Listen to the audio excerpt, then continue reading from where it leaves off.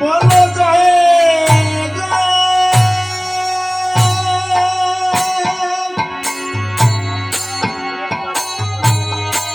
শান্তি হরি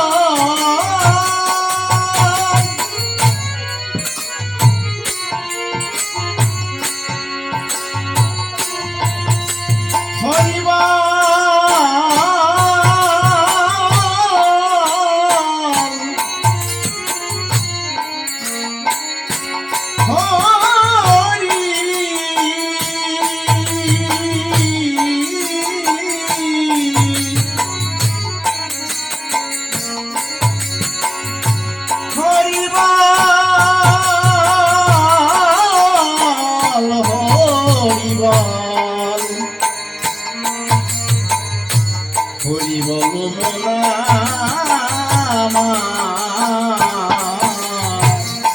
হরি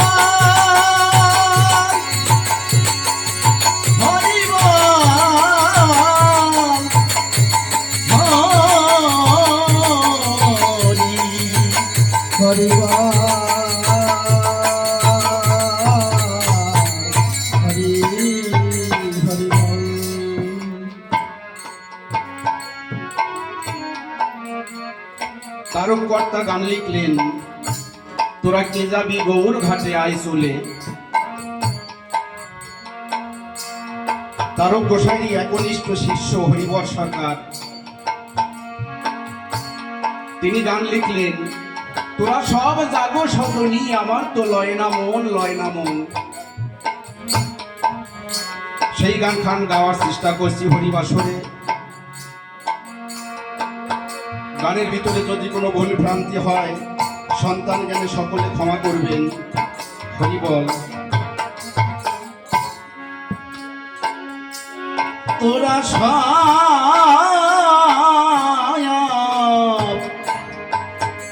জাগো সজনী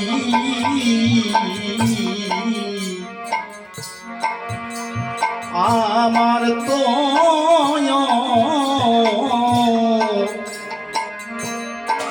লয় না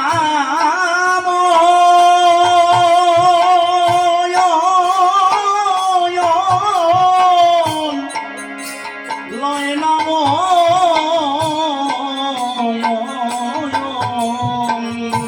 তোরা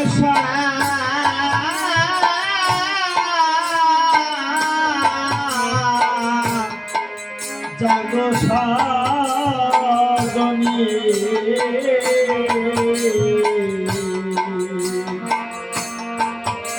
আমার তো লয় না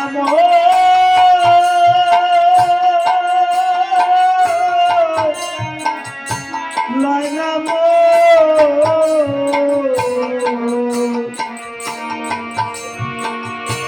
মনে আমার মনে নিয়েছে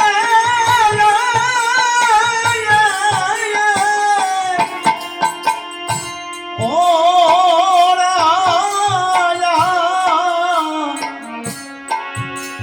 ওরা কান্দি কেন যাব যাব বৃন্দাবন আরে আমার মন দিয়েছে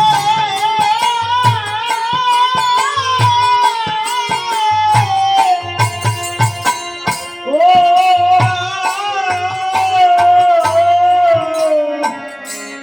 ওরা কান্দি কেন যাব বৃন্দাবন তোরা সব জাগো সজনী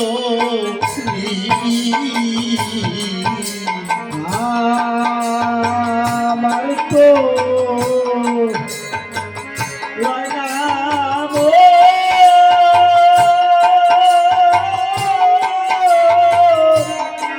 লয় না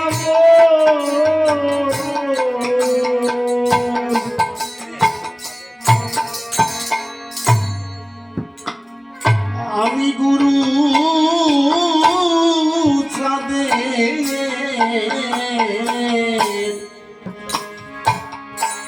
চরণ ধরে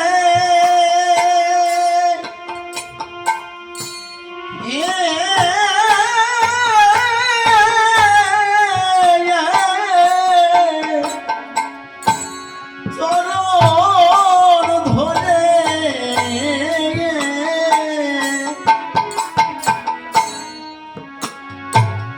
পরে থাকবো তাইতে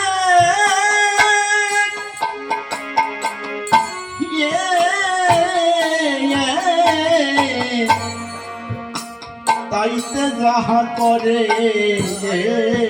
হরি বল হরি বল প্রাণনায়া যশোমন্তের নন্দ গো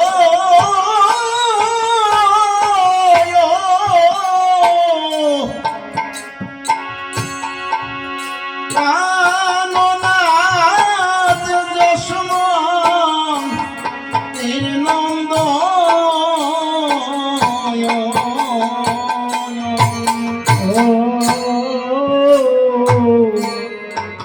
সখিরে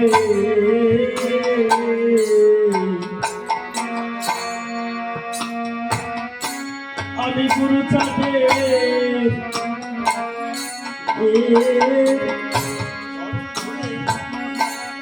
চরণ ধরে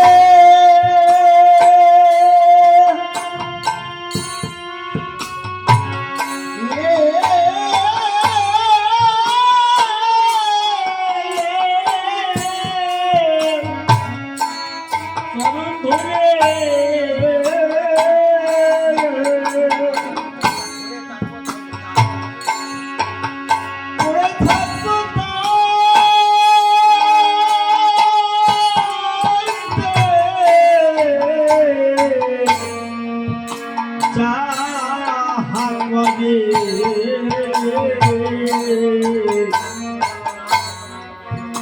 কামনা যশবন্তের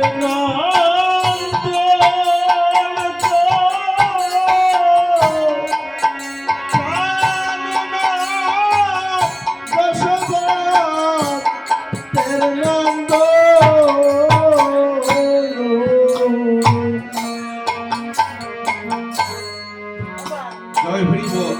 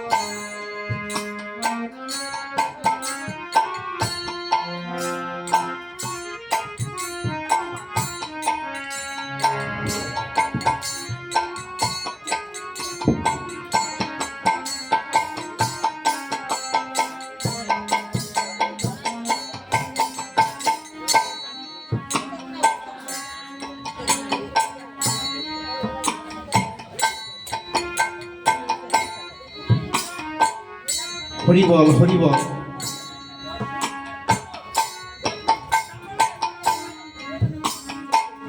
হরিবর সরকার গান লিখলেন, আমি গুরুচাঁদের চরণ ধরে পড়ে থাকবো তাইতে যাহা করে,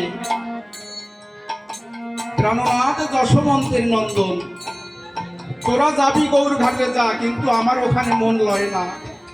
আমার মনে কি আছে সেই ওরা কান্তি, কেন যাবো বৃন্দাবন।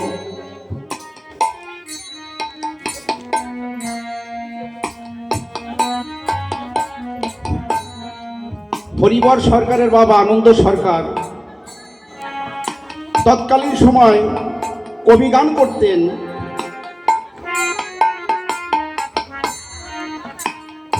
হরিবরের যখন জন্ম হলো 15-16 বছর বয়স, মাঝে মাঝে সিধা ওরাকান্দিতে চলে যায়, ওরাকান্দি গিয়ে আর ফিরে আসে না। 10 দিন 15 দিন পরে একবার ফিরে আসে বাড়ি। আনন্দ সরকার মনে মনে ভাবলেন, হরিবর এই বয়সে যদি এইভাবে হরিনামে মেতে যায়, না জানি এই সংসারের কি পরিস্থিতি হবে। তো হরিবর সরকারকে বললেন, হরিবর তুমি আর ওরাকান্দি যেতে পারবে না।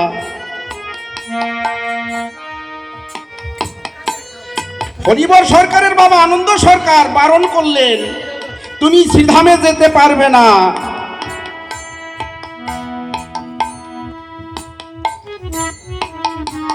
শ্রীধামে যদি যেতে না পারে, শ্রীহরি গুরুচাঁদের ওই চরণ দর্শন যদি একবার করে, তারপরে সেই চরণ থেকে যদি বঞ্চিত হয়, তাহলে সেই ভক্তের অবস্থা কেমন হয়।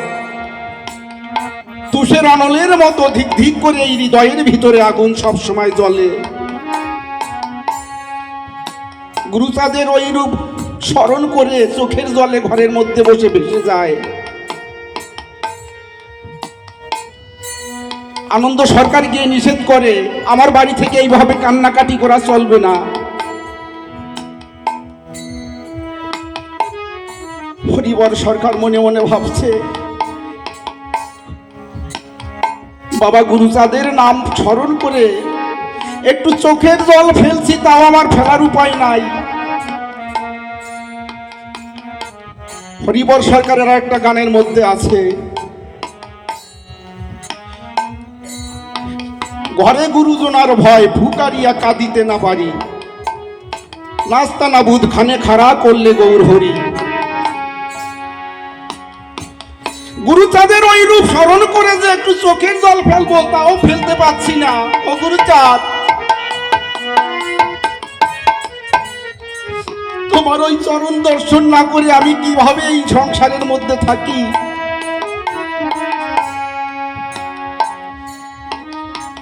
এর মধ্যে হরিবর সরকারের বাড়ির একজন আর জ্বর হয়েছে।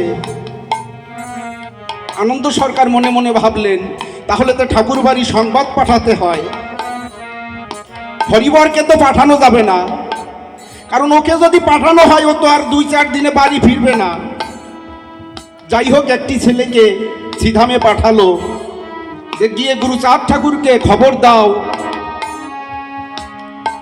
সেই ছেলেটি সিধামে গিয়ে দেখে গুরুচাঁদ ঠাকুর সিধামে নেই, তিনি গঙ্গাচরণায় এসেছে।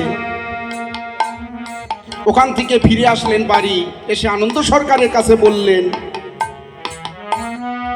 যে ঠাকুর মশাই গঙ্গাচরণায় এসেছে। তো বলছে, বাবা তুই যা, আবার তাকে গিয়ে সংবাদ দিয়ে আয়। বলছে, আমি আর যেতে পারবো না। হরিবর সব কথা শুনছে, মুখ ফুটে বলে ফেলেছে, বাবা তাহলে আমি একবার যাই, তুমি যদি আদেশ দাও।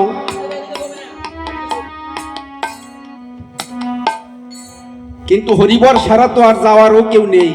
আনন্দ সরকার বললেন, তুমি যাও, তবে তাড়াতাড়ি ফিরে এসো। গুরুচাঁদ ঠাকুর গঙ্গাচরণায় সভা করে বসে আছে ভক্তদের মাঝে। হরিবর সরকার গিয়ে গুরুচাঁদকে প্রণাম জানিয়েছে। ঠাকুর বলছে, হরিবর তোর কোনো চিন্তা নাই, আমি বুঝি তোর মনের কষ্ট, তুই বাড়ি ফিরে যা। আমি যাওয়ার পথে তোর বাবার সঙ্গে কথা বলে যাব। হরিবর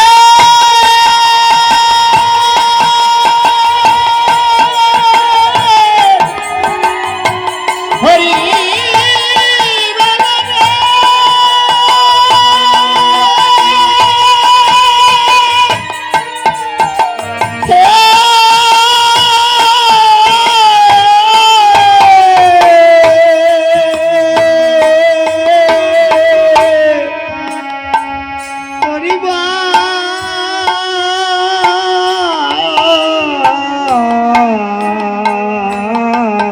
যার জন্য যার প্রাণ কাঁদে, সে যদি বাড়িতে আসে মনে কত আনন্দ।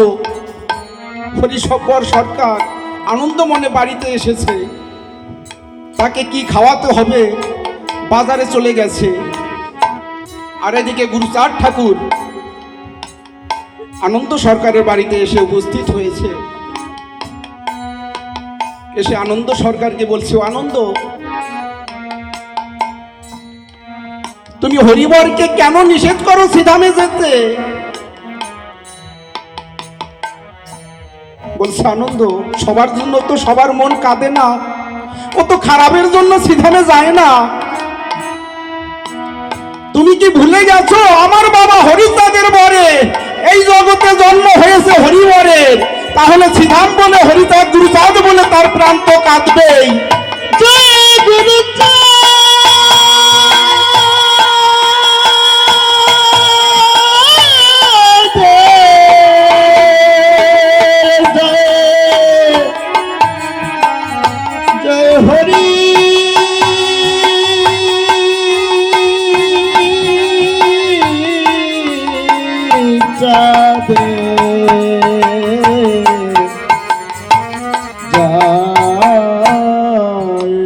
গুরুচাঁদ ঠাকুর বললেন, আনন্দ তুমি জানো না, যদি কারো বংশে একজন সাধু হয় তাহলে তার জন্য তার 14 পুরুষ স্বর্গে যায়। আনন্দ সরকার তো শাস্ত্রজ্ঞ পণ্ডিত ছিল, কবি গান করত। উনি গুরুচাঁদ ঠাকুরকে একটা পেঁয়াজ দিলেন, বললেন, ঠাকুর মশাই যদি কেউ স্বর্গে যায় তার সুকৃতির ফলে স্বর্গে চলে যায় সে। আমার পুত্র যদি সাধু হয় তার সুকৃতির ফলে সে সাধু হবে, সে তরে যাবে, কিন্তু এই অধম আনন্দের কি হবে? গুরুচাঁদ ঠাকুর বললেন, আনন্দ আজ থেকে তোমার ওই দেহের ভার আমি নিলাম, কিন্তু হরিবরকে ছেড়ে দাও, তুমি নিষেধ করবে না।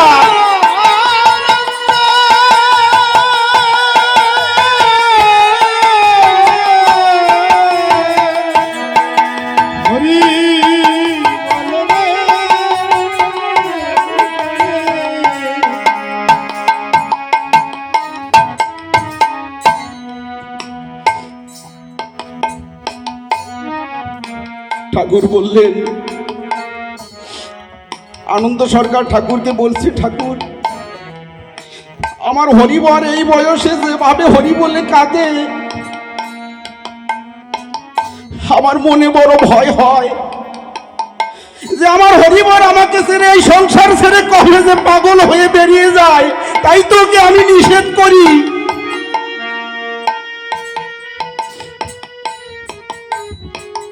আনন্দ সরকার সেদিন অনুমতি দিয়েছিল হরিবরকে শ্রীধামে যাওয়ার,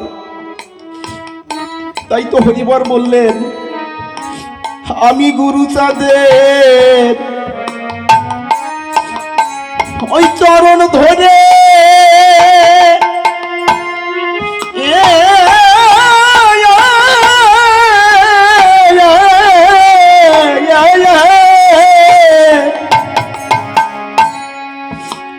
পুরে থাকবো তাইতে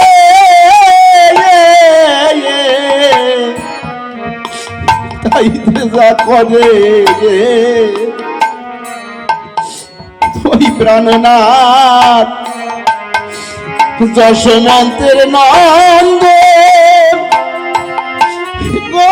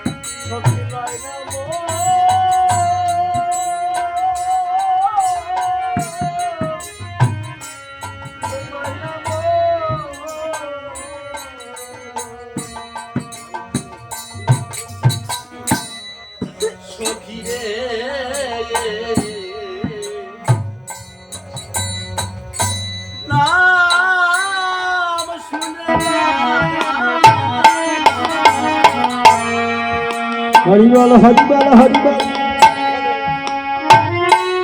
আখি ধরে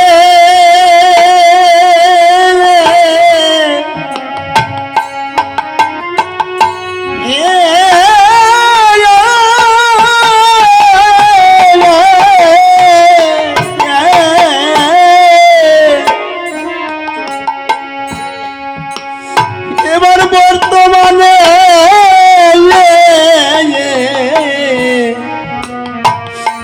পেলেম তারে ওরে দেখ সখী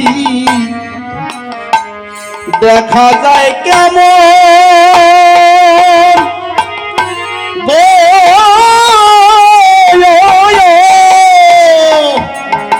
দেখ সখী দেখা যায় কেমন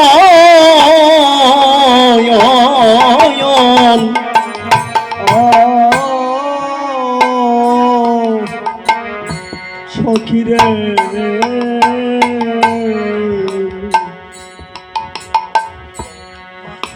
গুরু চাঁদের নাম, এই নাম শুনে যা এই দুই আখি ঝরে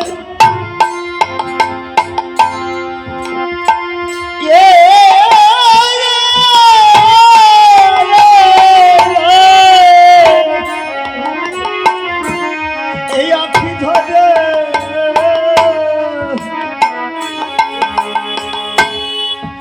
আমি এবার বর্তমানে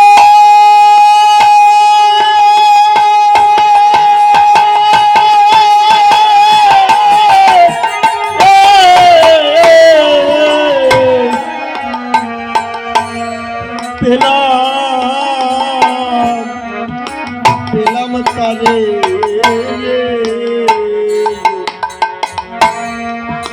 দেখ সখী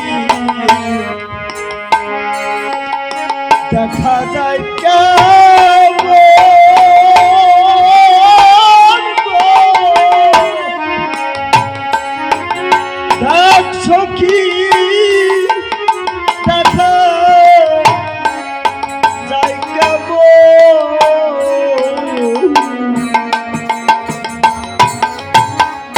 ওরে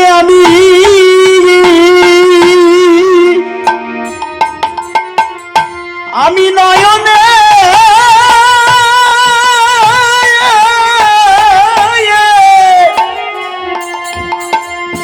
করব সখীরে তার সেরু দর্শন। ওরে আমি নয়নে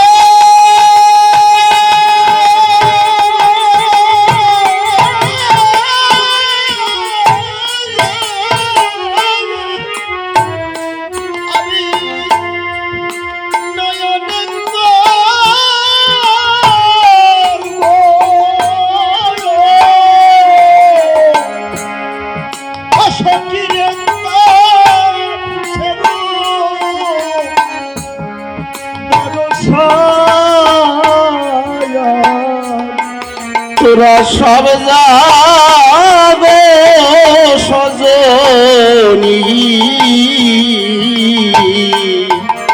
আমার তো লাইলা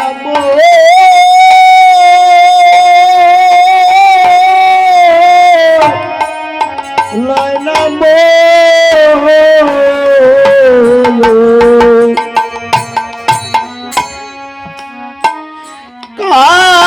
কাজ কি আমায়া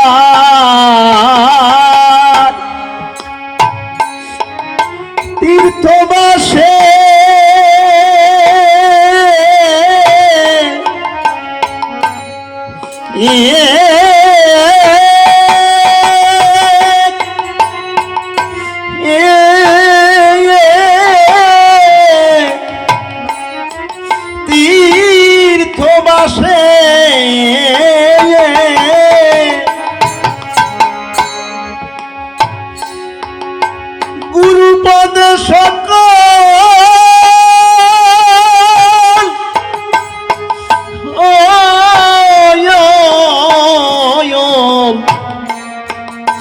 সকল তীর্থ বসে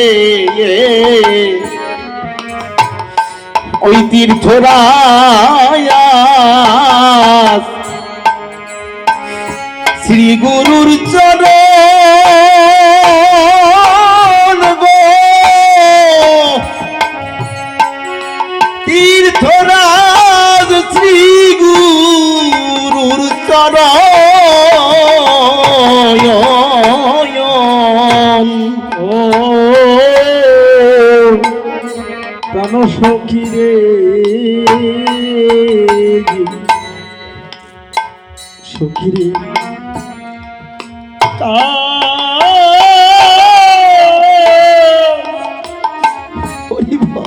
এই কাজ কি আমার তীর্থবাসে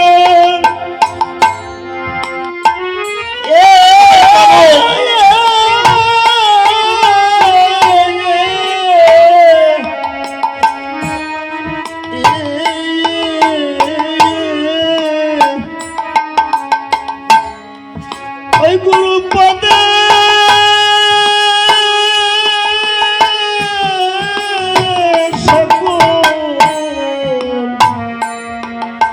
তীর্থ বসে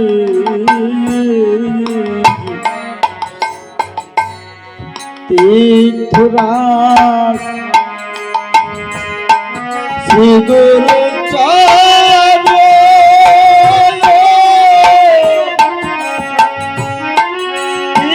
তীর্থরাজ শ্রী গুরুর চরণ।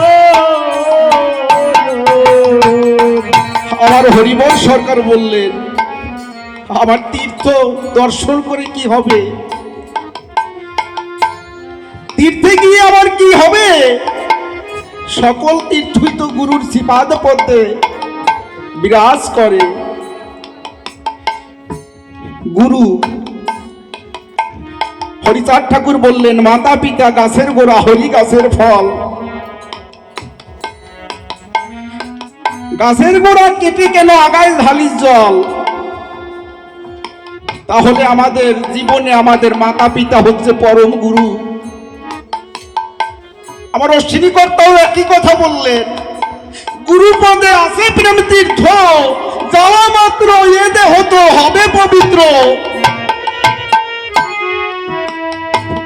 যদি কোনো সন্তান তার পিতা মাতার পদে ভক্তিভাবে স্মরণ নিতে পারে, আমার মনে হয় তার আর অন্য কোনো তীর্থ দর্শন করতে হয় না, যেতে হয় না। যে কথা হরিবর সরকার বললেন,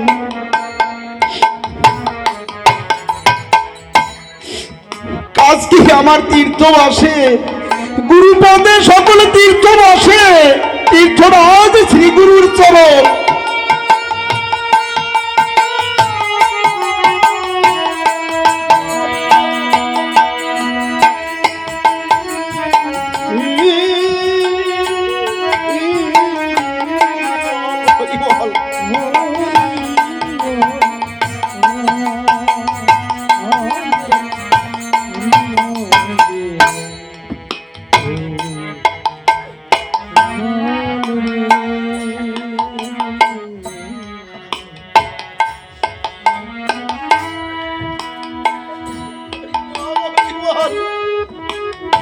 আজকে আমরা যে বাড়িতে এই মহতী অনুষ্ঠানে এসেছি,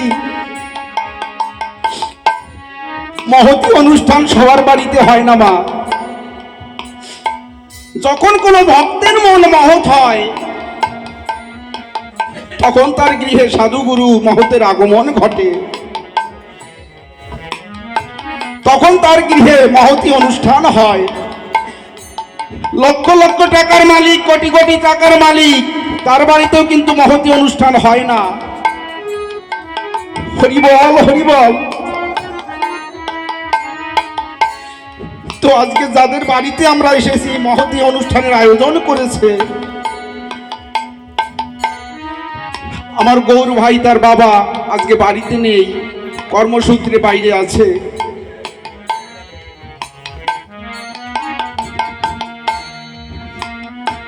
যেখানেই হরিবাসরে যাই গৌর আমার সঙ্গে থাকে, আমার সঙ্গেই যায়। যেখানে হরিসভা হয়, যেখানে মহতী অনুষ্ঠান হয়, একবার শুনলে আর ঘরে থাকতে পারে না, ছুটে চলে যায় সেখানে। ঠাকুরের কাছে প্রার্থনা করি, হে দয়াল,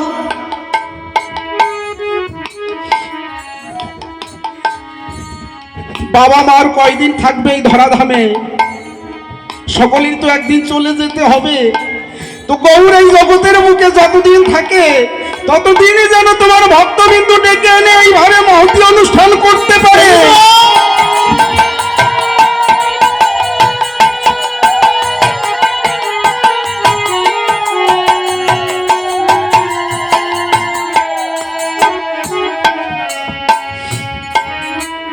দয়াল হরির চরণে আর একটি বাসনা,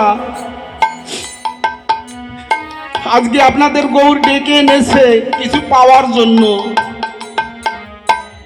এমনি এমনি কিন্তু ডেকে আনেনি, ভক্তদের ডেকে এনেছে ভক্তদের আশীর্বাদ এবং চরণ ধুলি পাওয়ার আশায়। এই ভক্তদের ডেকে এনেছে, এই মহতী অনুষ্ঠান করছে। তো আমি তো ভক্ত হতে পারিনি, আপনারা তো সকলে হরি ভক্ত। তবু ঠাকুরের কাছে প্রার্থনা করি এই একটি দিনের ইনকাম নিয়ে যেন সারাটা বছর গৌর চলতে পারে, এই প্রার্থনা আমার দয়াল হরি চরণে।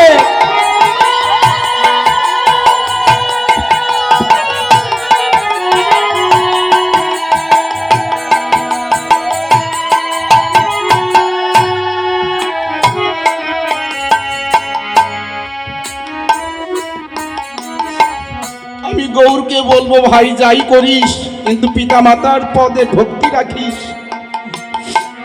তবেই হরিনাম করা সার্থক হবে। তাই ভাবুক কবি গাইলেন,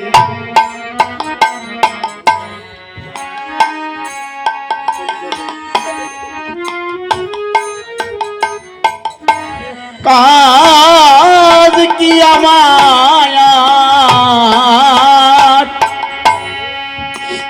আমার তীর্থবাসে,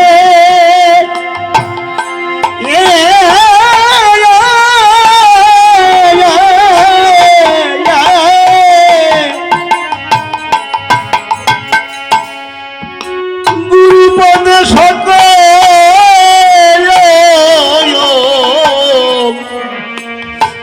সকল তীর্থ বসে, ওই তীর্থরা শ্রী গুরুর চরণ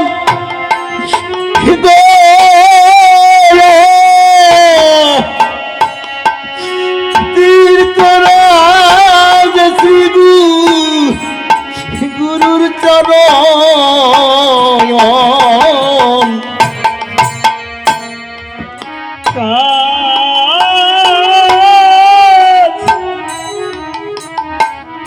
এই কাজ কি আমার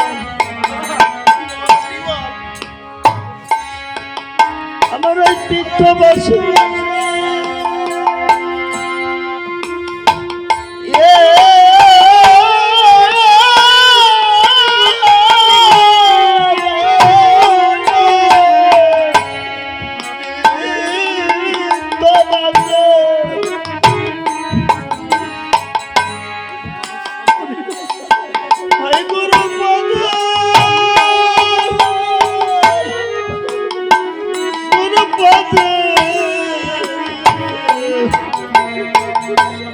সকল তীর্থ বসে,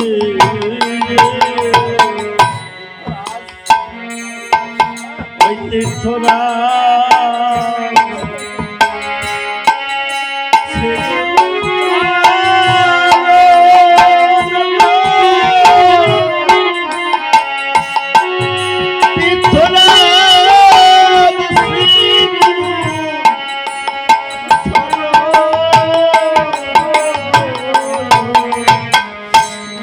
আছে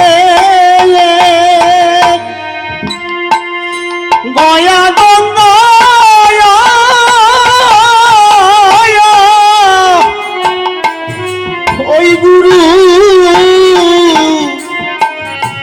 গুরুর পদে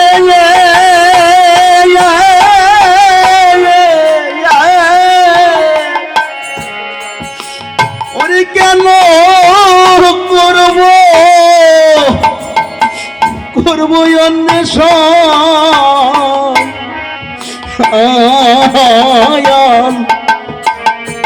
ওরে পাবো পাবো এই গয়া গঙ্গা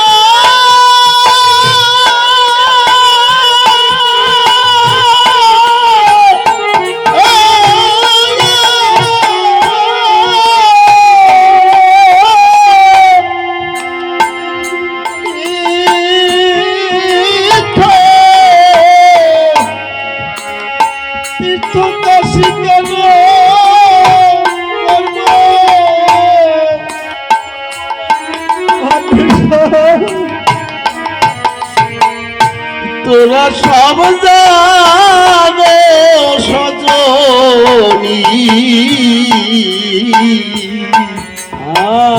আমার তো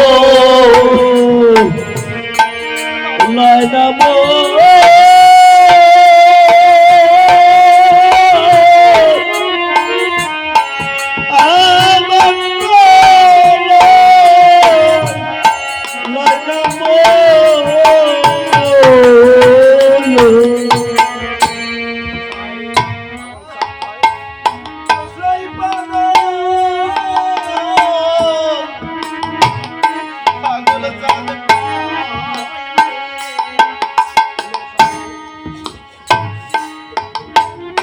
প্রেমের সঙ্গ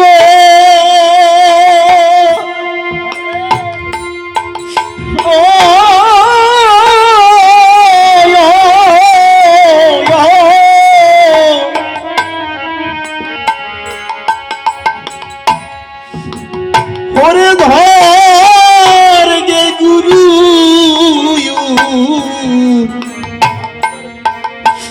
গুরুর পদার বিন্দু ওরে ছাড়িস না যায় যদি জীবন গো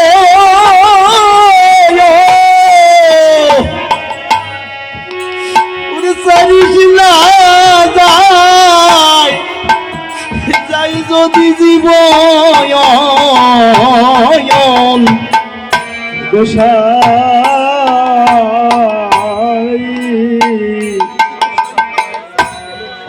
গোসাই গোলক চাকাই পাগল চাকাই ওই প্রেমের ছন্দ ও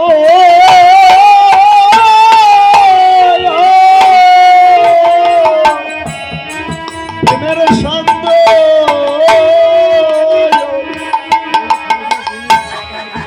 ধরে ধরবে গুরু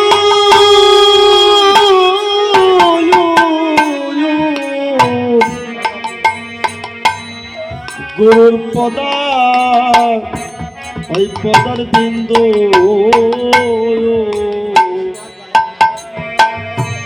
ও তুই ছাড়িস না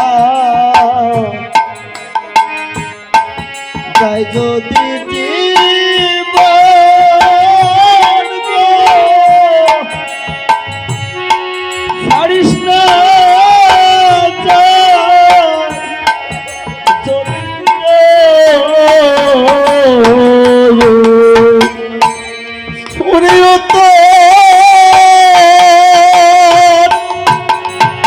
তোর পারের শঙ্কা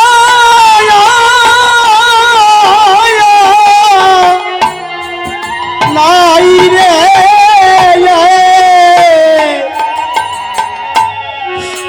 হরিচাঁদের নাম পতি পাব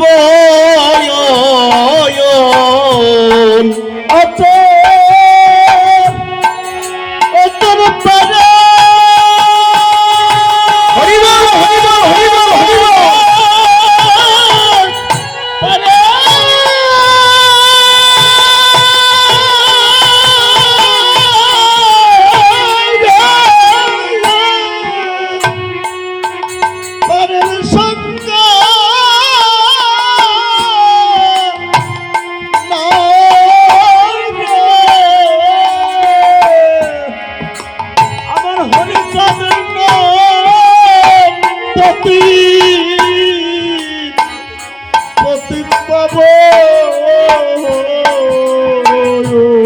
তোর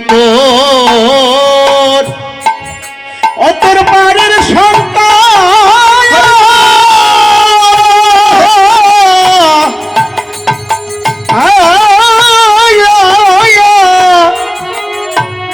নাই রে হরিচাঁদের নাম পতিত পাব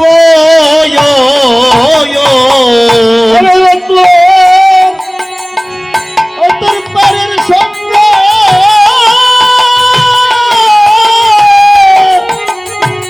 নাই রে হরিচাঁদের নাম পতিত পাবো। তোরা সব যাগো সজনী ওরে আমার তো লয় না মো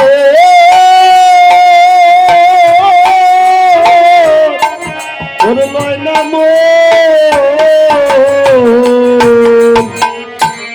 ও মুখে শান্তি হরিবল গৌর হরিবল নাম বিনে আর ভব পারের নাই রে সম্বল মুখে শান্তি হরিবার হরি হরিবার নাম বিনে আর নাই রে আমার ভগবানের সন্তান। মুখে শান্তি হরিবল হরি হরিবল নাম বিনে আর ভব পারের নাই রে সম্বল মুখে শান্তি হরিবার গৌর হরিবার নাম বিনে আর ভব পারের নাই রে সম্ভব।